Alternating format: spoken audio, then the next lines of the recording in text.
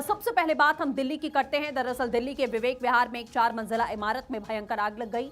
इस हादसे में अब तक 9 लोगों की मौत हो गई है, कई जख्मी बताए गए हैं। आग इतनी ज्यादा तेज थी कि बिल्डिंग में सो रहे लोगों को अपनी जान बचाने का मौका भी नहीं मिला।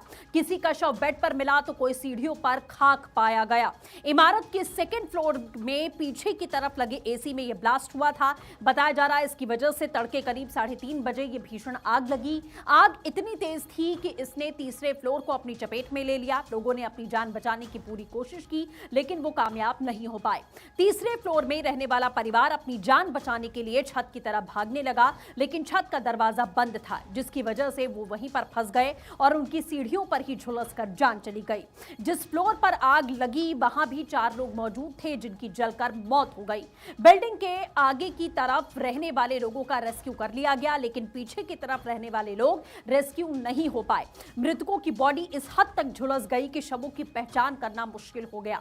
फायर डिपार्टमेंट ने बताया कि 3 लोगों का शव बिस्तर पर मिला। इसका मतलब आग इतनी भीषण थी कि उन्हें बिस्तर से उठने का मौका नहीं मिला और जलने से उनकी वहीं पर जान चली गई।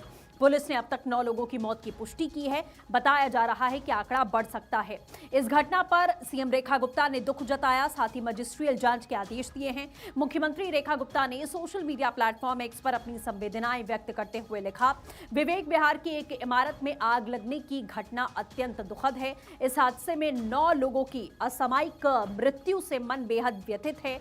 घायलों का नजदीकी अस्पताल में इस समय इलाज चल रहा है और मैं उनके स्वस्थ होने की प्रार्थना करती हूं। उन्होंने आगे कहा कि इस कठिन समय में दिल्ली सरकार पीड़ित परिवार के साथ मजबूती से खड़ी है और ईश्वर उन्हें यह भारी दुख सहने की शक्ति प्रदान करे, ये भी उन्होंने कहा। मुख्यमंत्री ने जानकारी दी कि वो स्थिति की लगातार निगरानी कर रही हैं। बताया कि स्थानीय प्रशासन, दिल्ली आपदा प्रबंधन प्राधिकरण, दिल्ली फायर सर्विस और दिल्ली पुलिस के वरिष्ठ अधिकारी पूरी तत्परता के साथ में बचाव कार्यों में जुट गए हैं।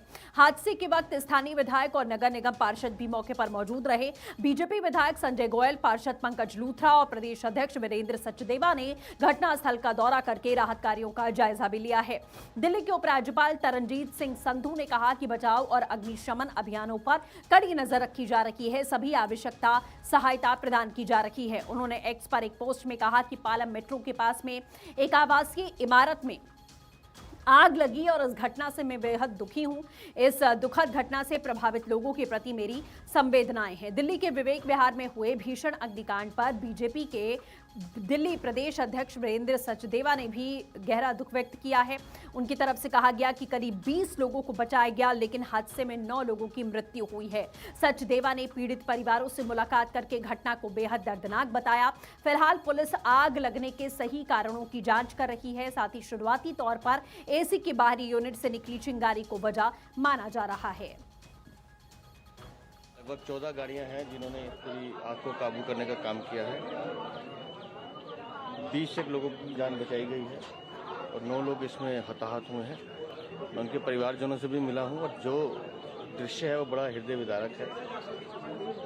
अब जांच की जाएगी, लेकिन क्या कारण है, कारण तो जो पुलिस बता रही है, जो एक डिलीवरी बॉय ने देखा कि बाहर एसी में स्पार्किंग हुई है, उसकी वजह से ये सब हुआ है। लेकिन बहुत दुखद हादसा है। जो लोग घायल हैं उनको उससे इलाज मिल जाए और जो नुकसान हुआ उसकी कैसे भरपाई हो, उसकी चिंता हम लोग करेंगे।